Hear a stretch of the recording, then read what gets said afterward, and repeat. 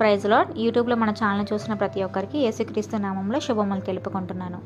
ఈరోజు మనం ధ్యానించుకోబోయే అంశము శ్రమల కాల ధ్యానంలోని 13వ భాగమైన పండబెట్టబడిన బండ. ఇందులో 7వ భాగమైన కొట్టబడిన బండ గురించి మనం ధ్యానించుకుందాం. ఆదికాండము 28వ అధ్యాయం 11వ వచనంలో, ఒక చోట చేరి ప్రొద్దుగుంకినందున అక్కడ ఆ రాత్రి నిలిచిపోయి ఆ చోటి రాళ్ళలో ఒకటి తీసుకొని తనకు తలగడగా చేసుకుని అక్కడ పండుకొనెను. ఆమేన్. ఇందులో 7వ అంశంగా పండబెట్టబడిన బండ గురించి మనం ధ్యానించుకుందాం.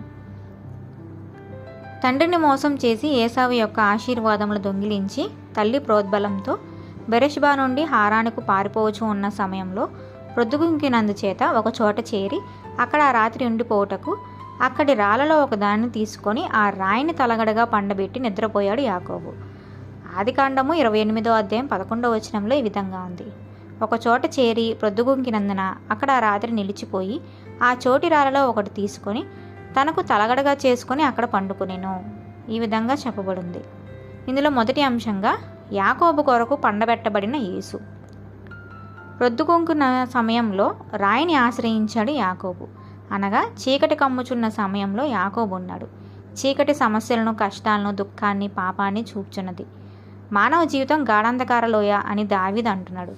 ప్రేమించిన తల్లి దగ్గర లేక తండ్రి దూరమే అయిన అన్నైన ఏసావు ద్వారా ప్రాణభయమును పొందినవాడై అన్యుల దేశంలో ఒంటరివాడై ఆదరణ లేని పరిస్థితిలో యాకోబు ఉన్నాడు. సాధువై గుడారంలో నివసించి యాకోబు ఇటువంటి పరిస్థితుల్లో దేవుణ్ణి ప్రార్థించాడు. యాకోబు ప్రార్థన ఆలకించబడింది. యెషయా గ్రంథము 26వ అధ్యాయం 16వ వచనంలో, యెహోవా, శ్రమలో వారు నిన్ను తలంచుకొనిరి, నీ శిక్ష వారి మీద పడినందున వారు విశేషముగా దీన ప్రార్థనలు చేసిరి. ఆమేన్. ఆ చోటి రాళ్ళలో ఒక రాయిని తీసుకొని తలగడగా యాకోబు చేసుకున్నాడు. యాకోబును ఆదరించుటకు ఆ చోటికి ముందుగానే ఒక రాయిగా వచ్చి చేరారు ప్రభువు. అనగా యాకోబు విశ్రాంతి నిమిత్తం పండబెట్టబడిన రాయి ప్రభు అయిన క్రీస్తే. అనగా యాకోబును ప్రేమించిన యేసు అతనికి విశ్రాంతినిచ్చుటకు తనను తాను తలగడగా మార్చుకొని పండబెట్టబడినాడు. ఇందులో 2వ అంశంగా యాకోబు ఇంకా పాపిగా ఉండగానే ప్రభు అతని కొరకు పండబెట్టబడినాడు. యాకోబు ఇంకా మోసగాడిగానే ఉండగానే ప్రభు అతని నిమిత్తం పండబెట్టబడినాడు. అవును ప్రియ దేవుని బిడ్డలారా, మనందరం ఆత్మీయ విశ్రాంతి నిమిత్తం యేసు పండబెట్టబడినాడు, అనగా మరణించారు. మనం ఇంకా పాపులుగా ఉండగానే ఆయన మన కోసం పండబెట్టబడినాడు, అనగా చనిపోయెను. ఆయన మన పాపముల నిమిత్తం మృతి పొందినాడు. ఆయన ఘోరమైన శిలువ మరణం ద్వారా మనకు నిత్య జీవం, నిత్య విశ్రాంతి అనుగ్రహించబడింది. ఇందులో దేవుడు మన ప్రేమను మన పట్ల చూపుతున్నాడు.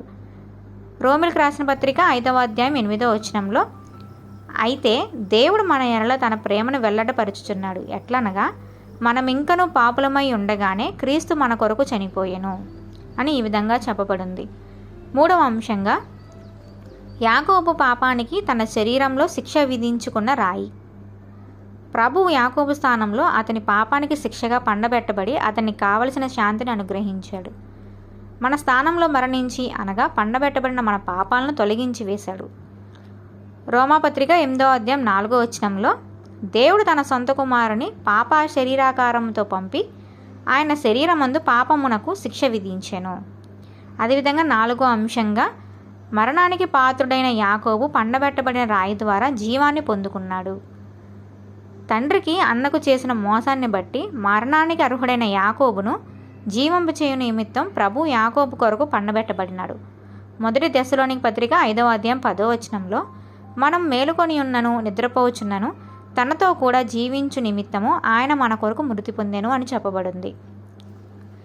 5వ అంశంగా పండబెట్టబడిన రాయి ద్వారా సమాధానాన్ని పొందుకున్న యాకోబు. తాను మోసం చేసిన తన అన్న తనను ఎక్కడ చంపుతాడు అనే భయంలో ప్రాణాన్ని గుప్పెట్లో పెట్టుకొని విశ్రాంతి లేకుండా పారిపోవచ్చున్న యాకోబు అరణ్యంలో విశ్రాంతి కొరకు రాయిని నమ్ముకున్నప్పుడు యాకోబు మనసు ప్రశాంతమైంది. మత్తయి సువార్త 11వ అధ్యాయం 28వ వచనంలో, ప్రయాసపడి భారం మోసుకొనుచున్న సమస్త జనులారా నా యుద్ధకు రండి, నేను మీకు విశ్రాంతి కలుగు చేతును అని చెప్పబడింది. మనసులో ఉన్న భయంకరమైన మరణ భయం యాకోబులో తొలగించబడింది.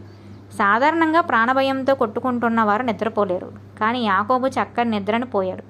కారణం, యాకోబు మనసులోని భారమంతా ప్రభు తనలోని తీసుకుని తన సమాధానాన్ని యాకోబులో ప్రవేశపెట్టాడు. అందును బట్టి యాకోబు గాఢ నిద్రపోయి అద్భుతమైన పరలోకనిచ్చిన దర్శనం పొందుకున్నాడు. యాకోబు పండబెట్టబడిన రాయిని నమ్మినట్లు మనం కూడా సిలువలో మరణించిన క్రీస్తుని నమ్మినప్పుడు ఆయన రక్తం మూలంగా మనం నిర్దోషులుగా లెక్కించబడతాము.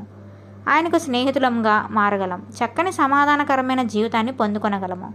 రోమపత్రిక 5వ అధ్యాయం 10వ వచనంలో, ఏలయనగా శత్రువులమై ఉండగా ఆయన కుమారుని మరణం ద్వారా మనం దేవునితో సమాధానపరచబడిన ఎడల సమాధానపరచబడిన వారమై ఆయన జీవించట చేత మరి నిశ్చయముగా రక్షించబడదుము అని చెప్పబడింది.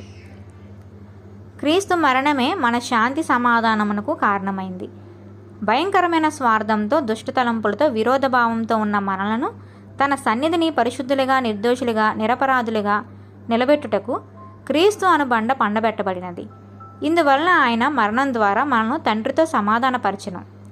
కొలస్సీలు రాసిన పత్రిక 1వ అధ్యాయం 21వ వచనంలో, మరియు గతకాలమందు దేవుని దూరస్తులను మీ దుష్క్రియల వలన మీ మనస్సులో విరోధభావము గలవారునై మిమ్మును కూడా తన సన్నిధిని పరిశుద్ధులుగాను, నిర్దోషులుగాను, నిరపరాధులుగాను నిలువబెట్టుటకు ఆయన మాంసయుక్తమైన దేహమందు మరణ 6వ అంశంగా పండబెట్టమన్న రాయి ద్వారా పరిశుద్ధాత్మ ప్రేమ యాకోబును అనుగ్రహించబడినది.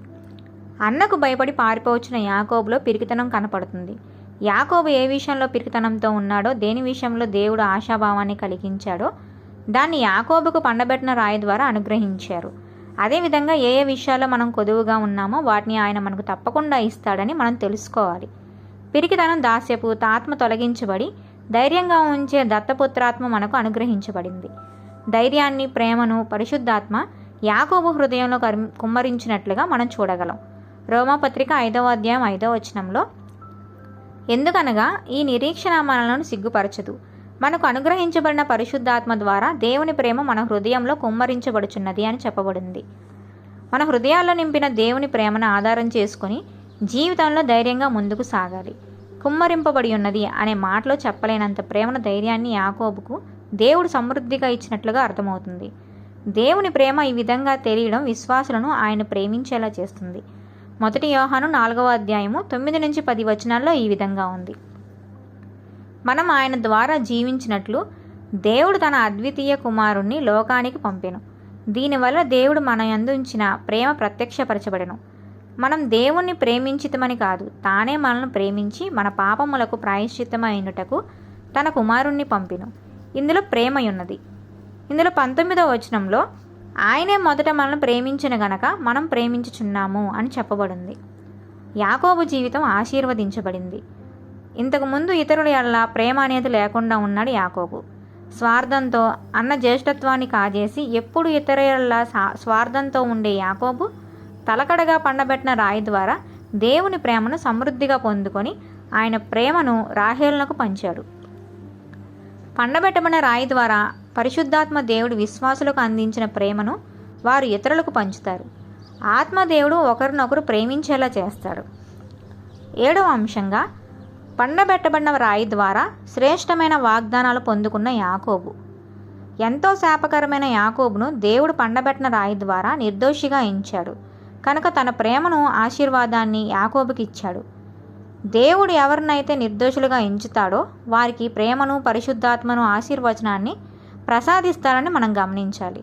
గలతీయులకు రాసిన పత్రిక 3వ అధ్యాయం 13వ వచనంలో, ఆత్మను గూర్చిన వాగ్దానము విశ్వాసం వలన మనకు లభించినట్లు అబ్రహాం పొందిన ఆశీర్వచనము క్రీస్తు యేసు ద్వారా అన్యజనులకు కలుగుటకై క్రీస్తు మన కోసము శాపమై మనను ధర్మశాస్త్రం యొక్క శాపం నుండి విమోచించెను అని చెప్పబడింది.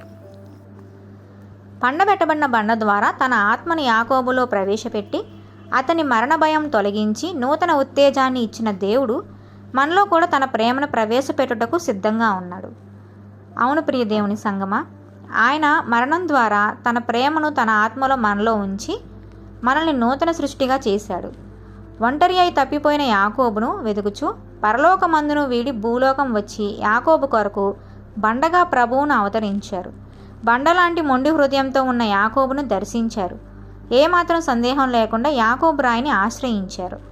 కొట్టబడిన రాయిని ఆశ్రయించిన యాకోబు పాపం తొలగించబడింది.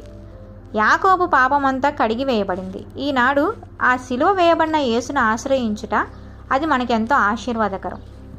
పండబెట్టబడిన రాయి ద్వారా యాకోబు దేవుని కృపను, ప్రేమను, ధైర్యాన్ని, పరిశుద్ధాత్మను, బలమును పొందుకొని జీవిత ప్రయాణంలో ముందుకు సాగిపోయినట్లు మనం కూడా పండబెట్టబడిన రాయి ద్వారా కడగబడి పరిశుద్ధపరచబడి ముందుకు సాగుటకు పరిశుద్ధాత్మ దేవుడు సహాయం చేయునుగాక.